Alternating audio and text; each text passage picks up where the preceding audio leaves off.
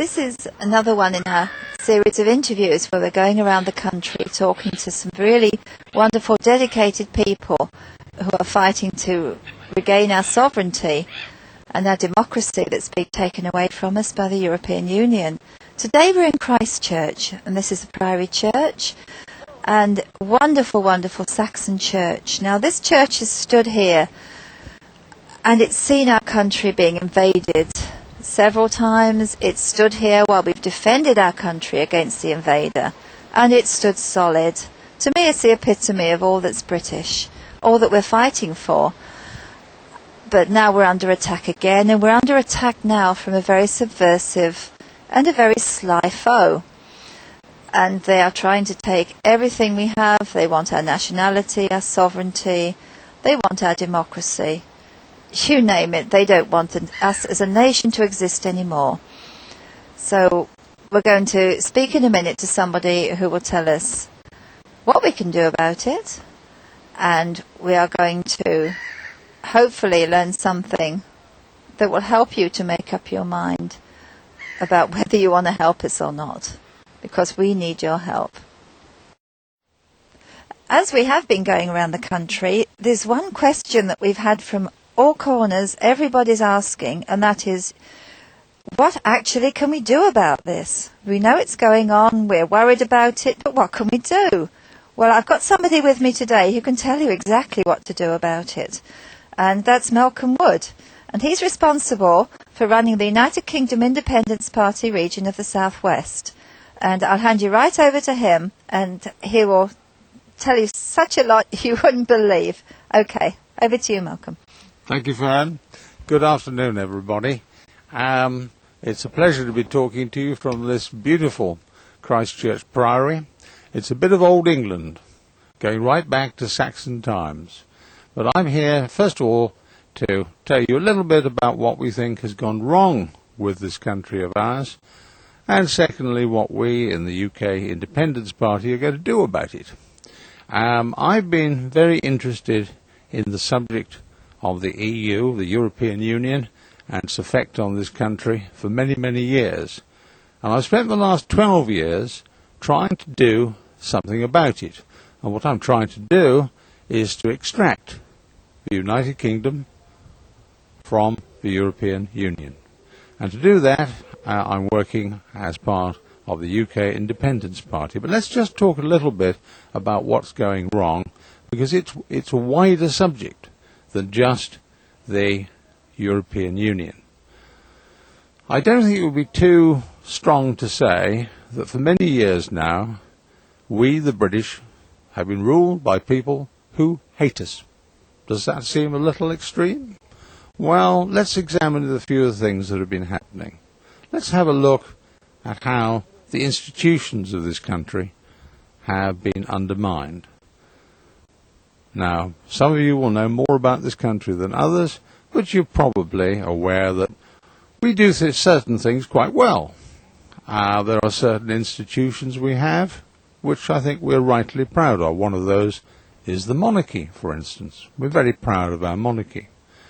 But pride isn't allowed in this country anymore.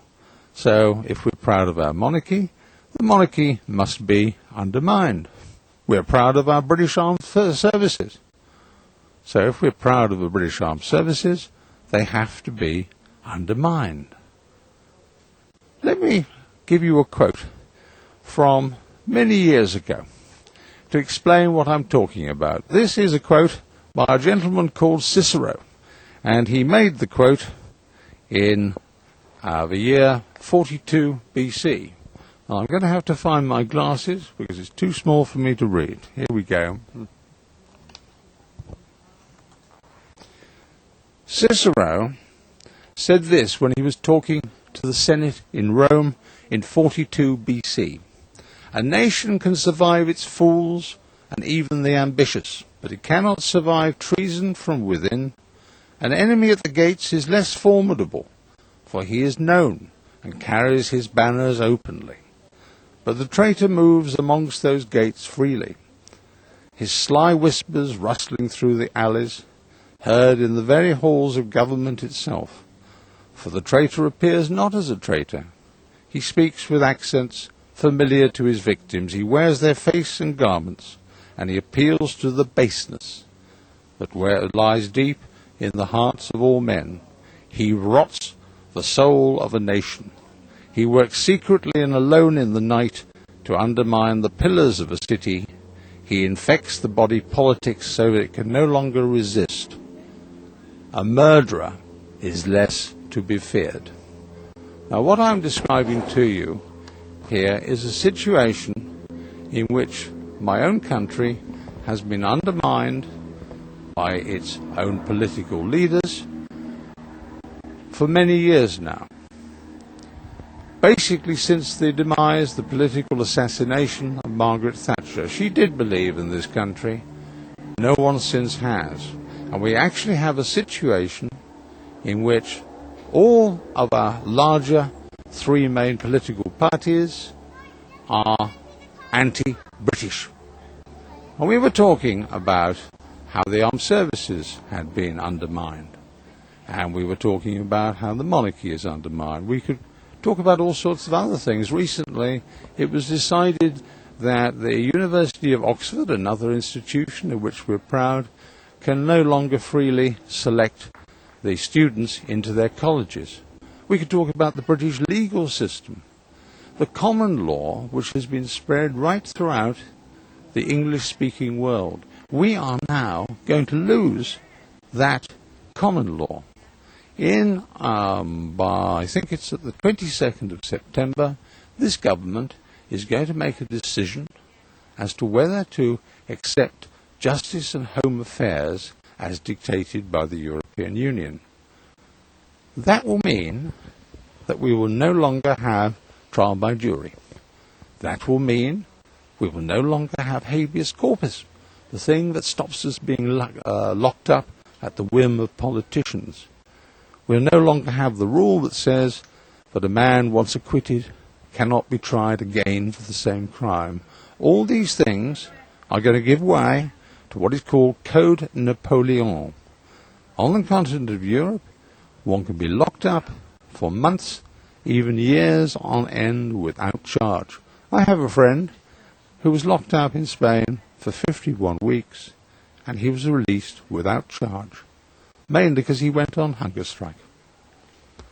And that Napoleonic system of justice is going to come to this country. I spent years wondering why British governments did terrible things to us, although it had awful effect. And I realised it wasn't in spite of the awful effects, it was because of the awful effects. So, the United Kingdom Independence Party, what is it going to do about it? Well, first of all, somebody in the politics of this country has to believe in democracy, and we do.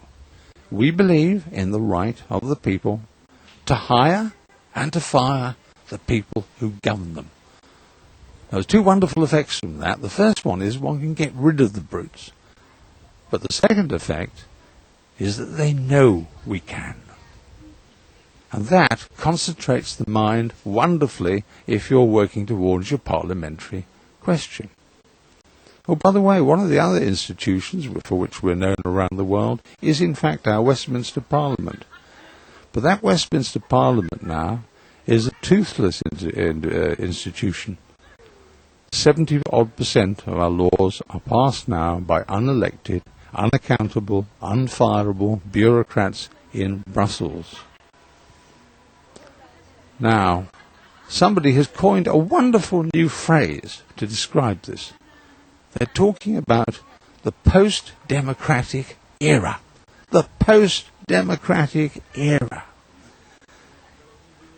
What right do these arrogant people have to turn round to us and say we cannot have our own democracy? Isn't that arrogant? Isn't that haughty? Isn't that ghastly? Well, we in the United Kingdom Independence Party give the chance to people to vote for that democracy because we believe in the hiring and the firing. That does not apply to the three large political parties in this country. The number of people voting in UK elections these days is dropping like a stone. The biggest party is the party of the apathy party, or I always call it the antipathy party, the people that cannot stand the professional politicians. So if you like, the UK Independence Party is very proud of its amateur status.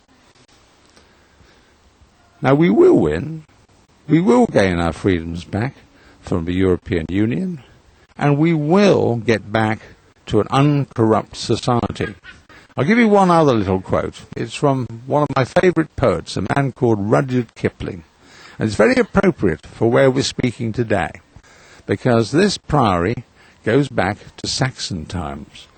And the poem is supposedly the advice given by the Norman baron to his son. The Normans, of course, invaded this country in 1066, the last people to do that successfully until the European Union came along.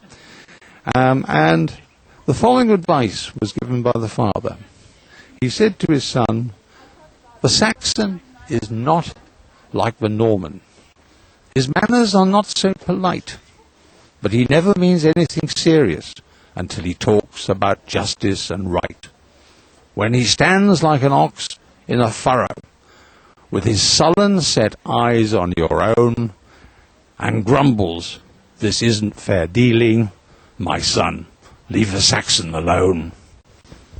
So we will win, but I'll tell you what, in winning we could use a little help from our English-speaking friends all over the world. Thank you very much. Thank you so much, Malcolm. That put it very, very clearly and quite frightening, actually. So, there you have it. Don't just sit there. Favourite quote of mine, I've said it before and I'll say it again. All it takes for evil to flourish is for good men to do nothing. So if you all sit there and do nothing, evil will flourish not just in this country but all over the world. Believe me, we're all in this together. What affects one part of this world affects the whole. So please, if you do feel angry about this, if you want to support us, then just get on the internet, get in touch with the United Kingdom Independence Party and just back them up. They're the people who are dedicated to doing this just for you. Thank you.